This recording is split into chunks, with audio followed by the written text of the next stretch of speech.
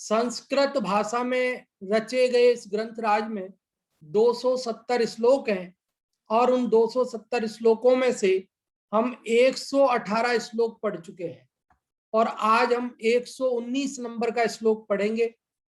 अभी इस 119वें श्लोक को पढ़ने से पहले कल जो हमने 118वां श्लोक पढ़ा था, यदि आप लोगों में से कोई उसको सुनाना चाहते हैं, आप लोगों ने किसी ने याद किया है या उसका अर्थ बताना चाहते हैं, तो हम आपको आमंत्रित करते हैं रेज हैंड करने के लिए।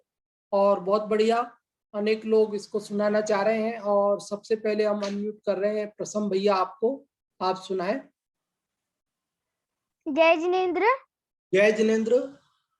समस्तं साम्राज्यं तृणमिव परित्याज्य भगवान् तपस्यन्निर्माणः क्षुधित इव दीनः परगृहान् किलाटद्भिक्षार्थी स्वयमलभमानोऽपि शुचिरं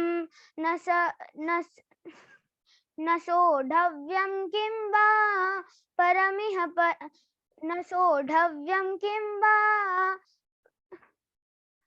परमिह परैकार्यवशतः।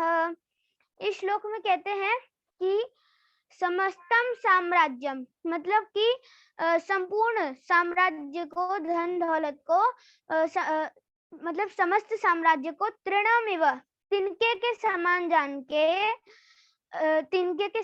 जान के परित्यज्य उसका परित्याग कर दिया, त्याग कर दिया भगवान ने, अर्थात कि आदिनाथ भगवान ने, कि मतलब इस सारी धन दौलत साम्राज्य को, संपूर्ण साम्राज्य को तिनके के समान जान के आदिनाथ भगवान ने इसका परित्याग कर दिया। और कहते हैं कि तपस्यन् निर्माणः, और तप करते हैं निर्माणः बिना मान से रहित होके, कि मतलब सारी साम्राज्य का त्याग करके वो तप करते हैं बिना मान के। और क्षुधित मतलब भूखे हैं, भूख है, और इव दीनः परगृहान्, और दीनों की तरह अर्थात कि मनुष्यों की तरह है। परगृहान् मतलब दूसरों के घरों पर मनुष्यों की तरह। किलाटद्भिक्षार्थी मतलब कि निश्चय से ही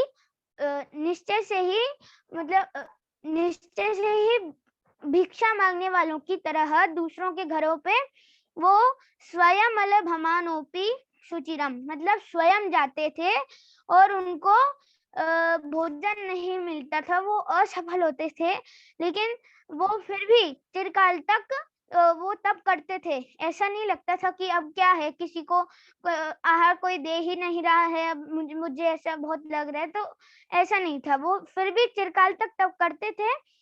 और न सोढव्यम किंवा परमिह परई कार्यवशतः, कि क्या नहीं सहना चाहिए साधारण जीव को, परमिह परिशह को, मतलब कि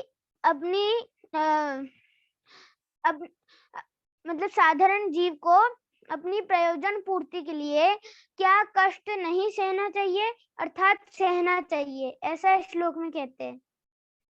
बहुत अच्छा प्रसम भैया, आपने संस्कृत का श्लोक भी सुनाया और उसका अर्थ भी सुनाया, बहुत बहुत धन्यवाद। और अंगूरी जी, आपको हम अनम्यूट कर रहे हैं, आप भी सुनाएं।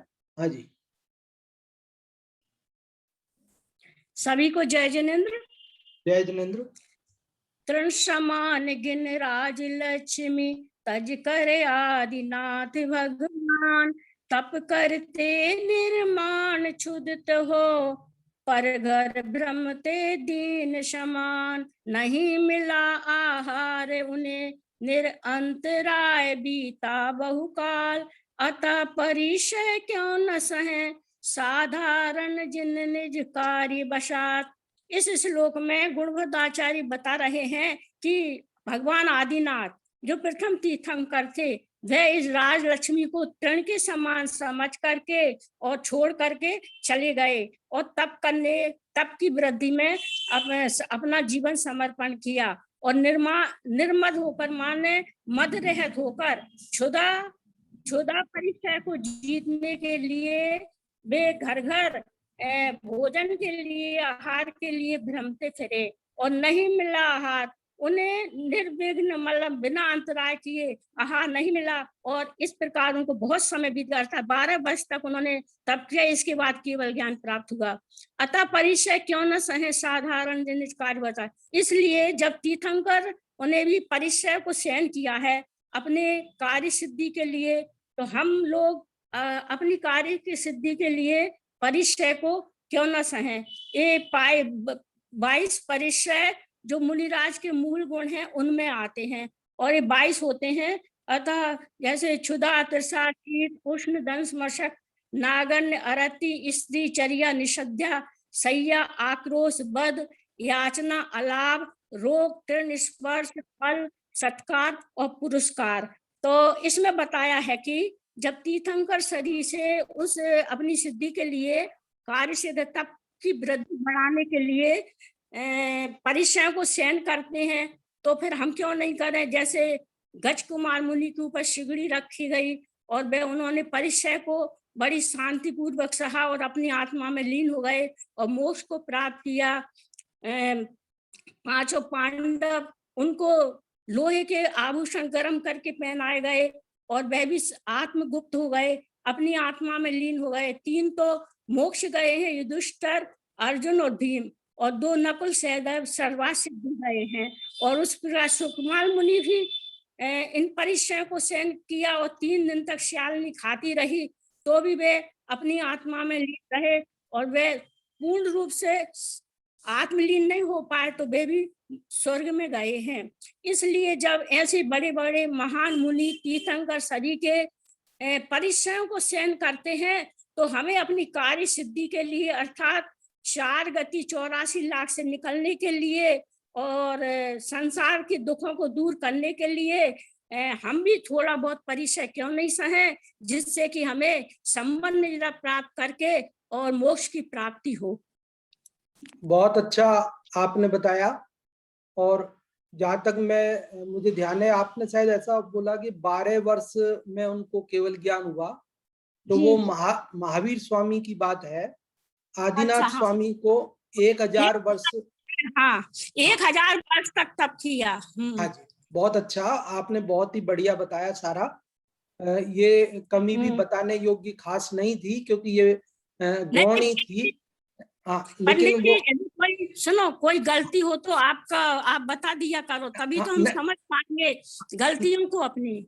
नहीं, कोई दिक्कत नहीं है। आप सब, आपके ध्यान में तो थी सही बात, वो तो हो जाता है कभी, ऐसा कोई खास बात नहीं है। हाँ, महावीर का रहा ध्यान, ठीक है, कोई बात नहीं, बहुत बढ़िया, आप सभी का आभार। और अब अपन बढ़ते हैं आगे। आज जो अपना क्रम प्राप्त है 119वां श्लोक वो पढ़ते हैं, और 119वां श्लोक आप सभी की स्क्रीन पर लगाते हैं पहले, ताकि आप सब आसानी से, जिनके पास ग्रंथ नहीं है वे भी उसको पढ़ सकें। बहुत ही सरल है, यद्यपि श्लोक देखने में बड़ा लगेगा आपको, लेकिन बड़ा है नहीं, क्योंकि इसमें भी एक कथानक के माध्यम से ही कोई आदिनाथ भगवान की ही चर्चा करते हुए, उनके जीवन की चर्चा करते हुए और उसी के बारे में बात को करते हैं, इसलिए कोई कठिन नहीं लगेगा, आपको सरल लगेगा।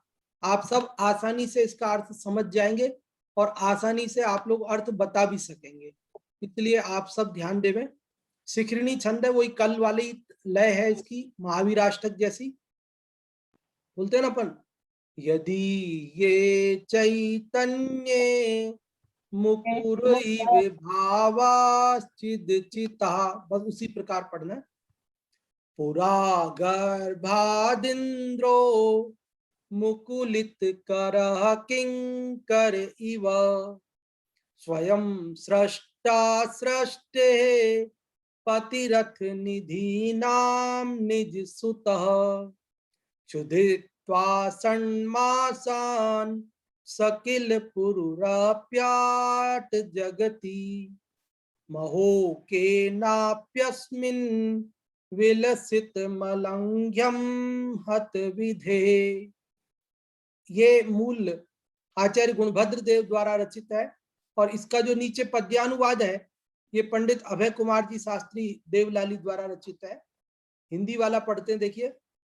गर्भ पूर्व सुरपति कर जोड़े, जिनके सन्मुख दास समान, सृष्टि के सृष्टा जिनके सुत, चक्रवर्ती है निधिपति जान। हुए क्षुधा से व्याकुल भ्रमते, पृथ्वी पर वे प्रभु 6 मास।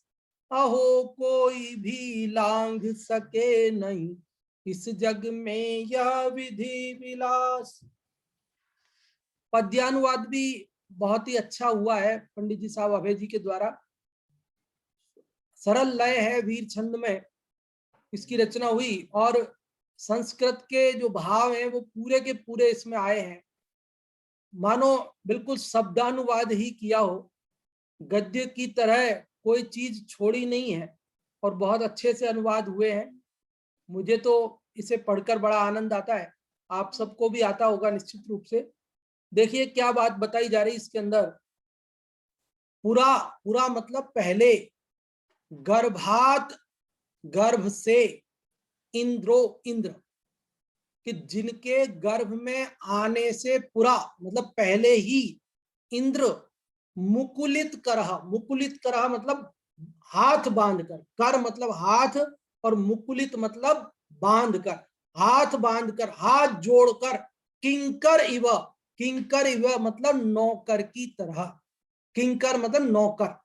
जैसे किम कर, किम मतलब क्या, कर मतलब करूं, जो दिन भर ये बोलता रहे क्या करूं साहब, क्या करूं, और क्या ऑर्डर है आपका, बोलिए मालिक क्या करना है, ये काम हो गया, और बोलिए और क्या करना है, क्या करूं क्या करूं, जो बोलता रहे वो किंकर, किंकर मतलब नौकर। अब आजकल के तो नौकर भी ऐसे नहीं रहे कि जो आकर के आगे से आपसे पूछें क्या करूं।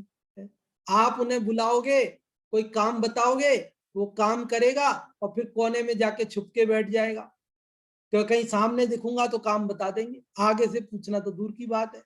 फिर आप 4 बार आवाज लगाओगे तब आएगा। आप सोचोगे छोटा मोटा काम होगा तो अरे खुद ही कर लेते, उसको 4 बार आवाज लगानी पड़ेगी। लेकिन इंद्र ऐसा नहीं था।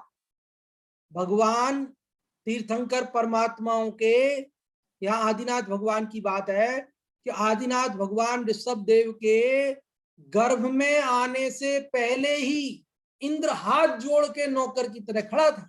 आप सब जानते हैं ना कि गर्भ में आने के 6 महीना पहले इंद्र जो है, जहां पर जन्म होना है उनका, ऐसी अयोध्या नगरी में 6 महीने पहले उस नगरी की शोभा, उसको संवारना करना, सारी व्यवस्थाएं करता है। 6 महीने पहले रत्नों की वर्षा, 14 करोड़ रत्नों की वर्षा प्रतिदिन, दिन में 3 बार हुआ करती है। ऐसे इंद्र के द्वारा ऐसी व्यवस्थाएं बनाई जाती है और गर्भ शुद्धि आदि का कार्य नाना प्रकार के देवियों के द्वारा, और फिर जब माता के गर्भ में आ जाते हैं तो उसके बाद 56 कुमारिकाओं को मन बहलाने के लिए माता का और अष्ट देवियों को सेवा करने के लिए वहां इंद्र की आज्ञा से भेजा जाता है।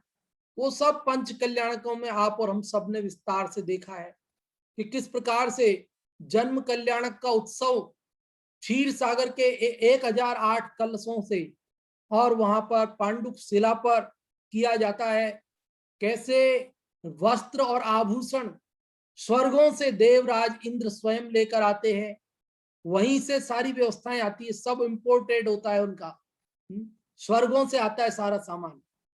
और जन्म के बाद जब दीक्षा लेते हैं तो उनके लिए पालकी लाते हैं और उस पालिका को अपने कंधे पर ले जाने की जिद करते हैं। शुरुआत मनुष्यों से होती है लेकिन आगे तो फिर देवी लेके जाते हैं।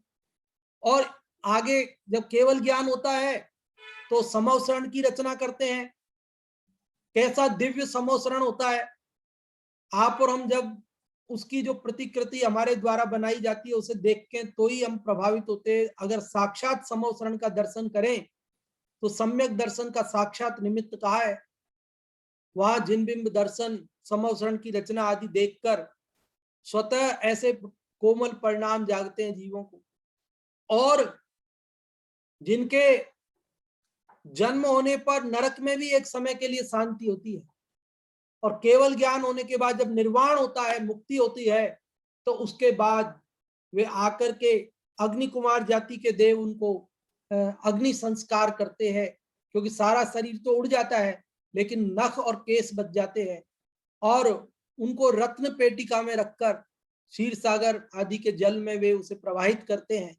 ऐसी ऐसी सारी व्यवस्थाएं कौन कर रहे हैं? इंद्र।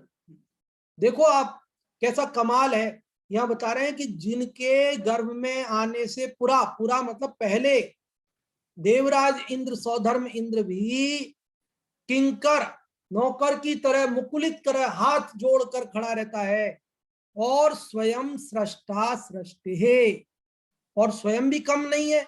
इंद्र तो खड़ा ही रहता है लेकिन खुद भी इतने बलवान, कितने ताकतवर, बुद्धिमान है कि स्वयं सृष्टि सृष्टा, इस सृष्टि के सृष्टा है, निर्माता है, सर्जनहार है, आदि ब्रह्मा कहा जाता है उनको, क्योंकि वे जब भोग भूमि से कर्म भूमि में परिवर्तित हो रही थी तो उन्होंने क्या किया कि लोगों को 60 कर्म का, 80 मसी, कृषि, विद्या, वाणिज्य और शिल्प का उपदेश दिया, लोगों को कर्म भूमि में रहना सिखलाया, इसलिए वे सृष्टि के सृष्टा कहलाते। ध्यान रहे, यहाँ पर उन्होंने सृष्टि की रचना नहीं की, लिखा है सृष्टा, लेकिन सृष्टा इसलिए लिखा है क्योंकि उन्होंने उसमें जीवन की विधि बताई, जीवों को मुक्ति का मार्ग बताया, और लोक मार्ग भी बताया कि लौकिक जीवन में हम कैसे खेती करें, कैसे पेट पालन करें, और कैसे हम मुक्ति के मार्ग पर चलें, वो सब मार्ग बताया,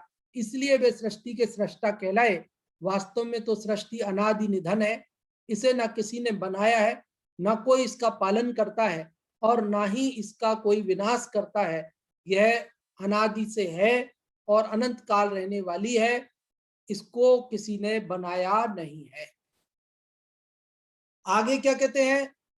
और पतिरथ निधि नाम निज सुतः, निज सुतः उनका अपना बेटा कैसा था? निधि नाम पति, 9 निधियों का स्वामी था।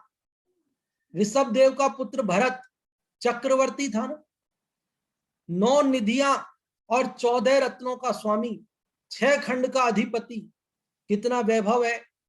अब सारा तो यहाँ बताया नहीं जा सकता इस श्लोक में, इसलिए एक शब्द में कहा उन्होंने कि जिनका बेटा निज सुतः, अपना पुत्र, निधि नाम पति, 9 निधियों का स्वामी था। देखो 2 लाइनें समझ में आई आपको? केवल 2 लाइनों का अर्थ पूछूंगा अभी, फिर 2 का वापस पूछूंगा।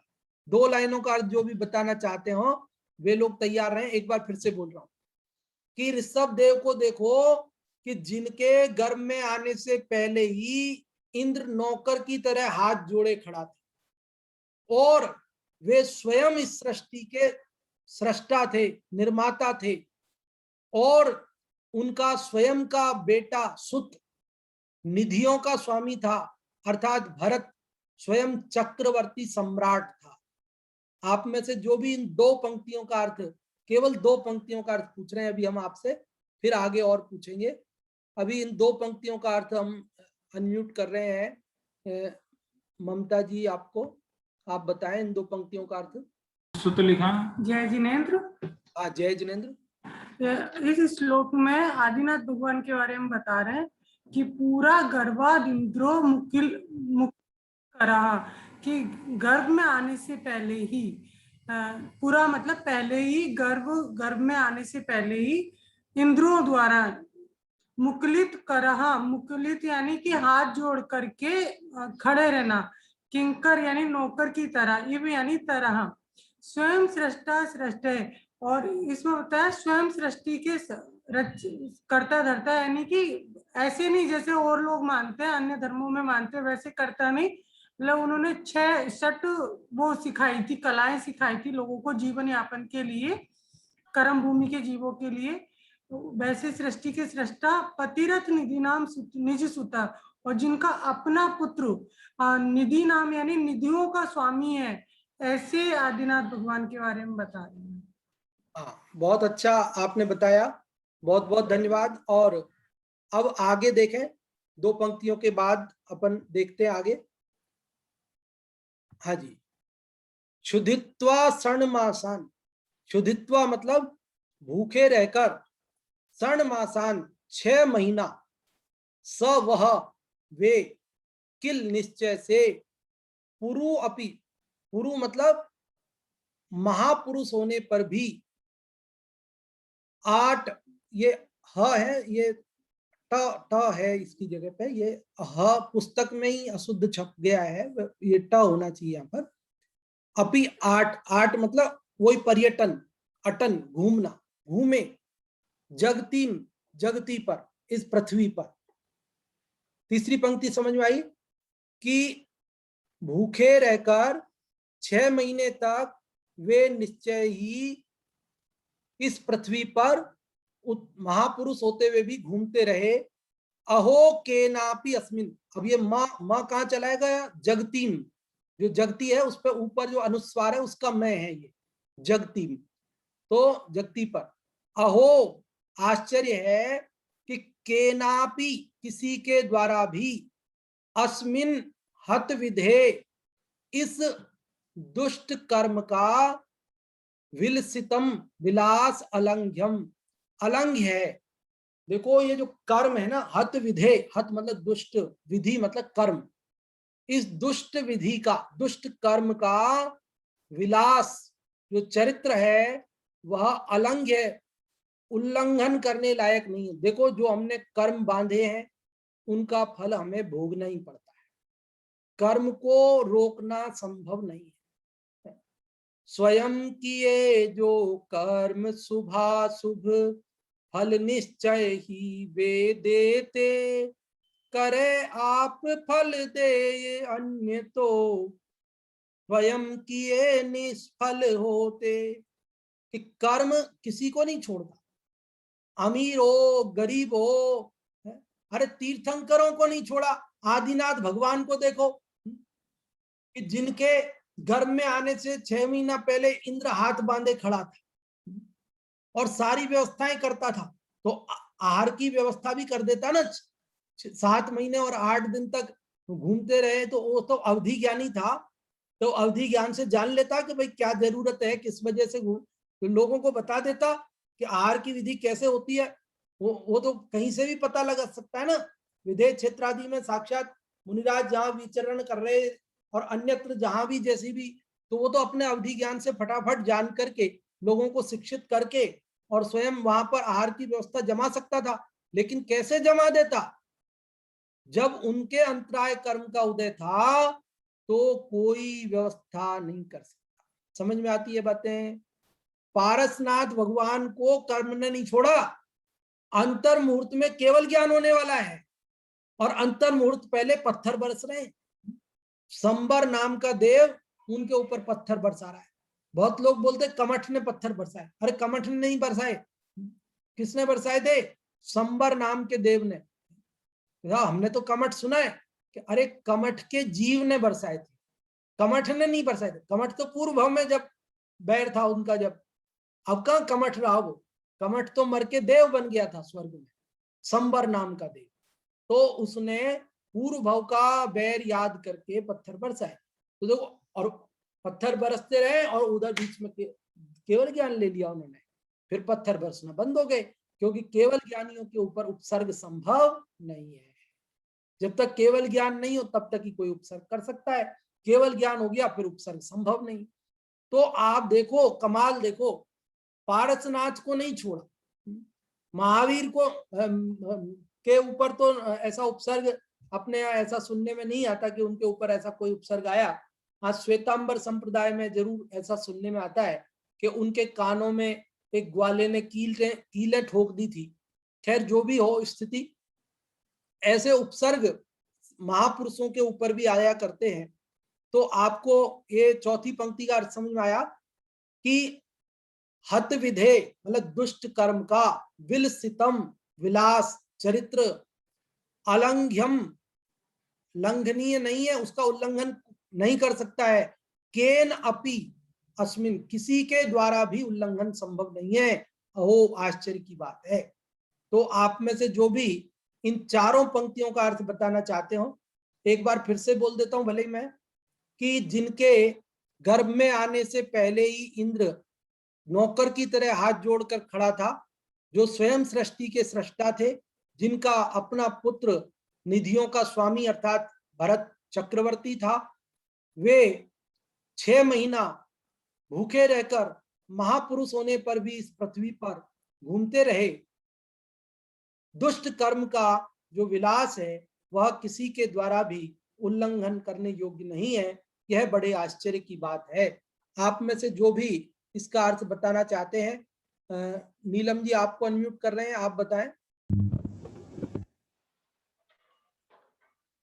सभी को जय जिनेन्द्र। पुरा गर्वादिन्द्रो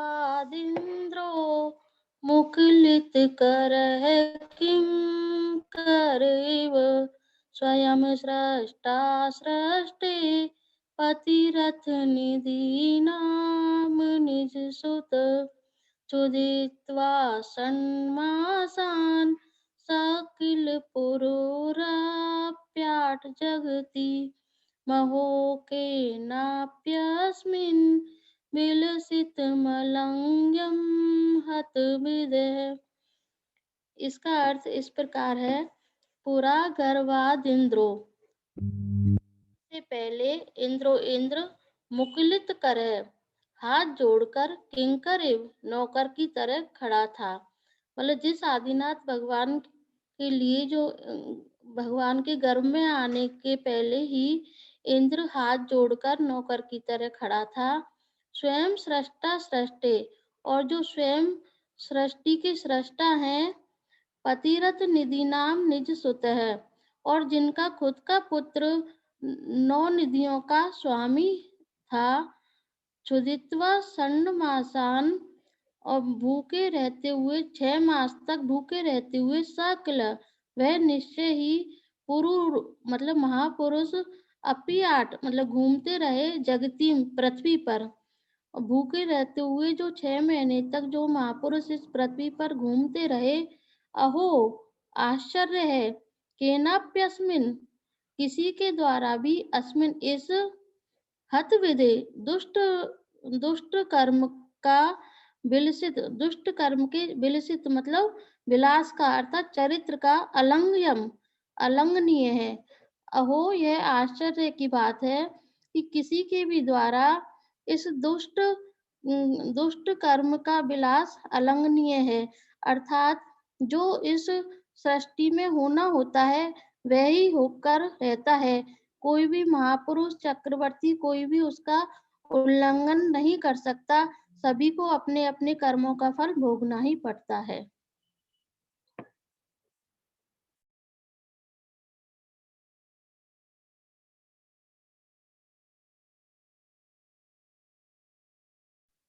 बहुत अच्छा नीलम जी, आपने संस्कृत से इसका अर्थ बताया, बहुत बहुत धन्यवाद। और अब हिंदी से अर्थ बताने के लिए अनम्यूट कर रहे हैं मुन्नी जी आपको, आप हिंदी वाले का अर्थ बताएं।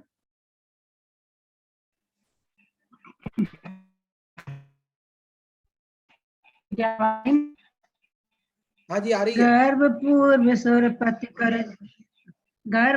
सुरपति कर जोड़े, जिनके सन्मुख दास समान, सृष्टि के सृष्टा जिनके सुत चक्रवर्ती हैं, निधि प्रतिमा जान। वे क्षुधा से व्याकुल ब्रह्म से पृथ्वी पर वे प्रभु 6 मास, अहो कोई भी लांग सके नहीं, इस जग में है विधि विलास।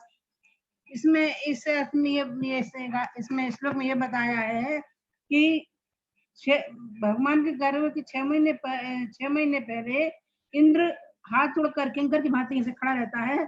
जैसे आपने पूरा बताया, इसका पंचकल्याणक का वर्णन बताया, यह वो बताने चाह रहे कि देखो वो कितना पुण्य का उदय था उनका, कितना ये था कि इंद्र भी उनके आगे हाथ जोड़ के खड़ा रहता है। 6 महीने पहले, गर्भ में आने 6 महीने पहले रत्नों की वर्षा होती है। स्वयं सृष्टि के, और स्वयं सृष्टि के विधाता है, उसको तो नहीं कह सकते, क्योंकि उन्होंने 80 मसीह ये चीज है व्यक्तियों को बताएं कैसी खेती करते, क्योंकि उस समय वो कल वृक्ष खत्म हो गए थे तो वो डरने लगे थे कि सूरज कैसा है, चमकने लगा, ये सब बात है।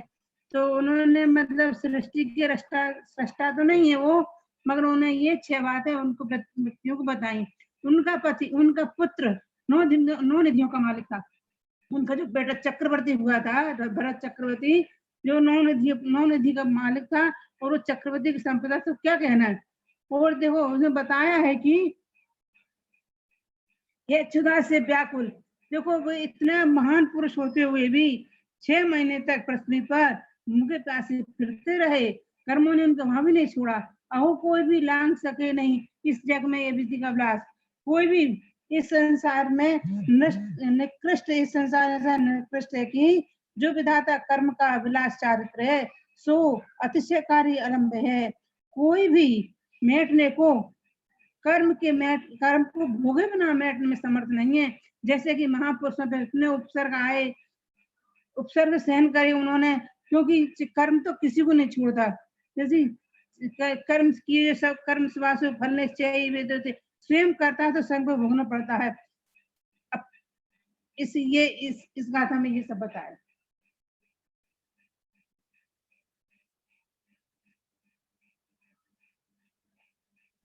हाँ जी, बहुत अच्छा आपने बताया मुन्नी जी, बहुत बहुत धन्यवाद। और अब अपन जल्दी से आगे बढ़ना चाहेंगे, समय अपने पास कम है। अभी आप लोग जो भी इसका पाठ करना चाहते हैं वे लोग रेज हैंड करें। संस्कृत और हिंदी से एक एक जने को पाठ करने का अवसर है। हाँ जी, और सुधा जी पहले आपको अनम्यूट किया है, आप कौन से का पाठ करना चाहेंगे, हिंदी या संस्कृत? जय जिनेन हिंदी का पाठ कर रहे। हाँ जी करें। गर्भपुर सुरपति के कर जोड़े जिनके सन्मुख दास समान, सृष्टि के सृष्टा जिनके सुत चक्रवर्ती हैं निधिपति जान। हुए क्षुधा से व्याकुल भ्रमते पृथ्वी पर वे प्रभु 6 मास। अहो कोई भी लांग सके नहीं इस जग में यह विधि विलास। बहुत अच्छा सुधा जी, आपने शुद्ध और लयबद्ध इसका उच्चारण किया। और अब संस्कृत वाले का करने के लिए आशा जी आपको अनम्यूट कर रहे हैं, आप करें पाठ।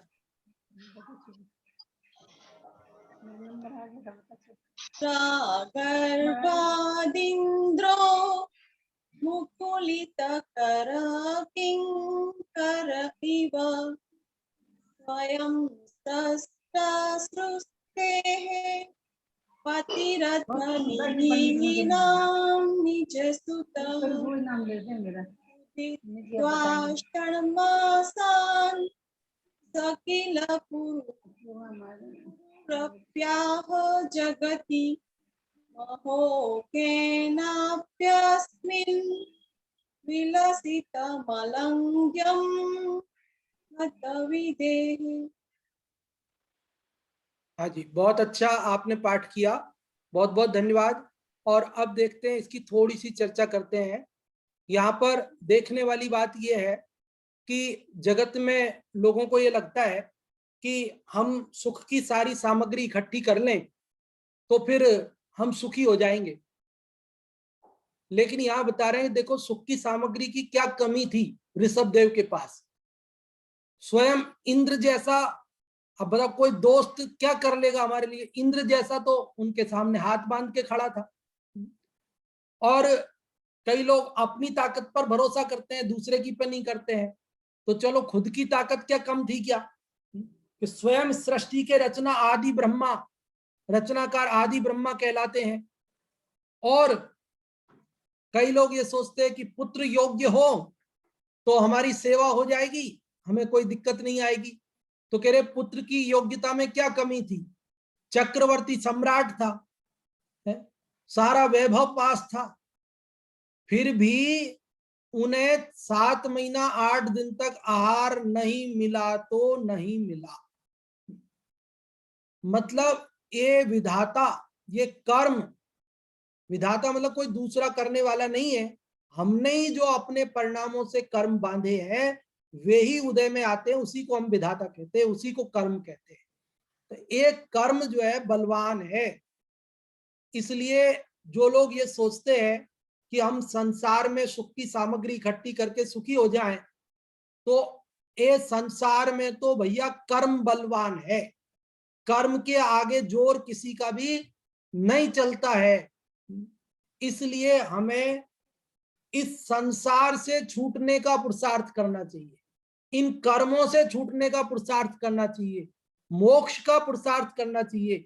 इस संसार में रहते हुए हम सुखी हो जाएंगे, ऐसी कल्पना करना मिथ्या है। संसार में अनुकूल संयोग पुण्य के उदय में मिल भी जाएं, लेकिन वे शाश्वत नहीं है, क्योंकि पाप और पुण्य ये दो ऐसी गर्म और ठंडी हवाओं के समान है कि जो आती हैं और जाती हैं। अभी 2 दिन पहले 4 दिन पहले गर्मी से तप रहे थे हम लोग, और अभी ये ताऊते तूफान ऐसा आया कि इसने हमको सबको कैसी शीतलता प्रदान कर दी। अब ये शीतलता रहने वाली है क्या? 2 दिन बाद फिर वही गर्म हो जाएगा, फिर क्या? तो ऐसे ही जैसे गर्म हवाएं ठंडी हो गई और ठंडी हवाएं गर्म हो जाएंगी, ऐसे ही पाप का उदय पुण्य रूप और पुण्य का उदय पाप रूप परिवर्तित होने में देर नहीं लगती है बंधुओं। ये संसार है, यहाँ कर्म की चलती है, किसी की नहीं चलती है। इसलिए पहली बात तो ये कि हमें संसार से छूटने का पुरुषार्थ करना चाहिए, संसार में सुखी होने की नहीं सोचनी चाहिए। दूसरी बात, जब तक हम संसार में हैं तब तक हमें कर्म बंधन से डरना चाहिए, अशुभ कर्म बंधन से बचना चाहिए। हमें हर परिणाम का विचार करना चाहिए कि इन भावों का फल क्या होगा। अभी आपने 1-2 दिन पहले ही ये प्रतियोगिता बड़े दादा की कृति के आधार पर अटेंड की है। इन भावों का फल क्या होगा?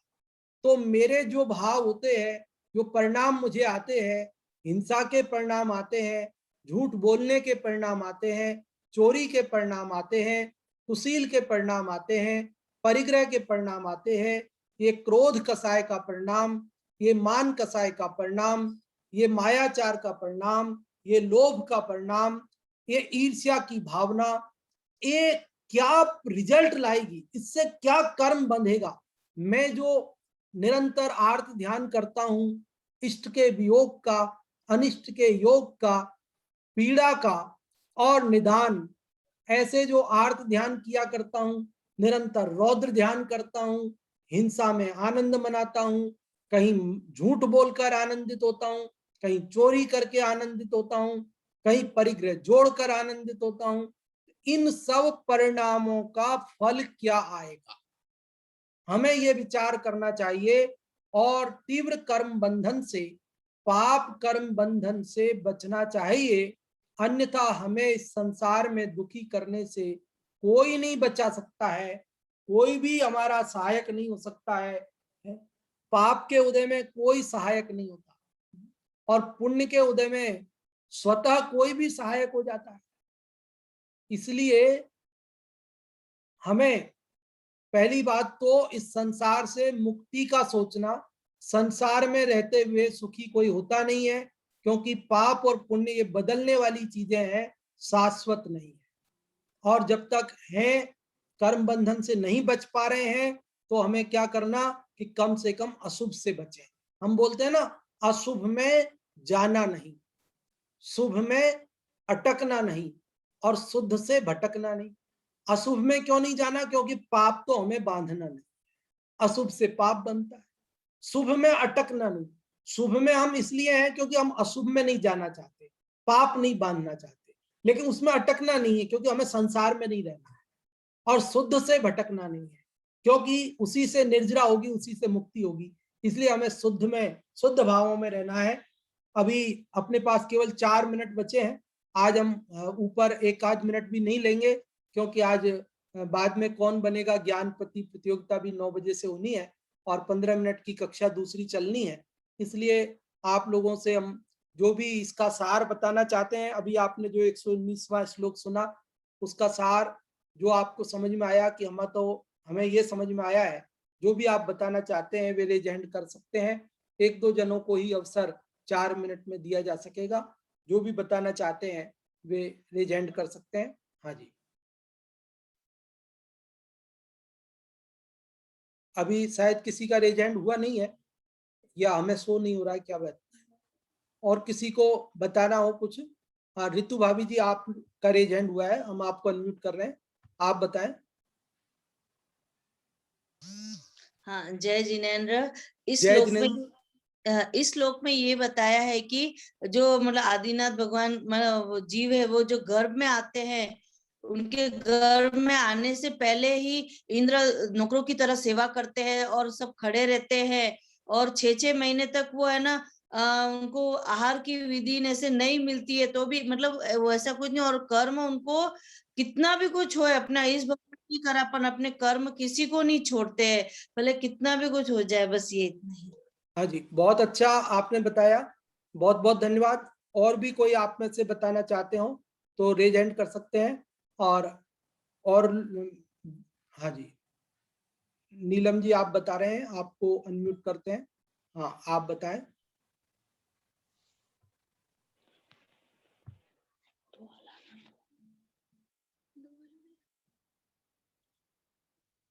जय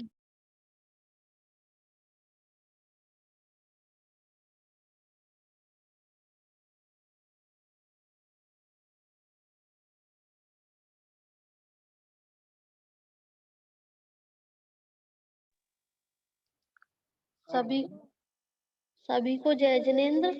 इसमें यह बताया गया है कि कर्म के आगे किसी का भी बस नहीं चलता है।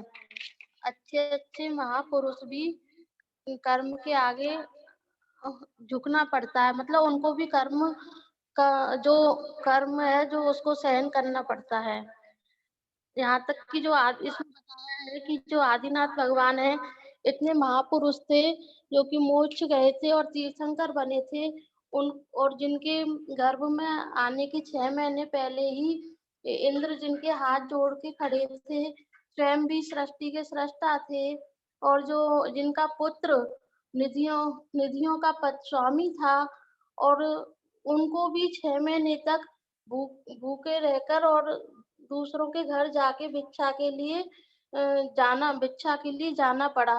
क्यों? क्योंकि कर्म का ऐसा ही उनका उदय था। इस प्रकार इस छंद के माध्यम से हमें यह शिक्षा मिलती है कि हमें अच्छे कर्म करने चाहिए, क्योंकि कर्म किसी को भी नहीं छोड़ते। कर्म को ज्ञान नहीं होता, वो ये नहीं जानते कि ये महापुरुष हैं, ये भगवान बनने वाले हैं, या ये बहुत अच्छे हैं, ये बहुत धनवान है, कुछ नहीं जानते, क्योंकि वो अजीब होते हैं। इसलिए कर्म जो हम जैसे कर्म करते हैं उनका फल हमें भोगना पड़ता है।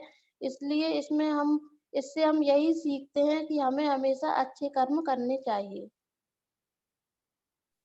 हाँ जी, बहुत अच्छा नीलम जी आपने बताया कि कर्म का जो विलास है, चरित्र है, वो अलंघ्य है, उस पर कोई भी किसी का वश नहीं चलता है।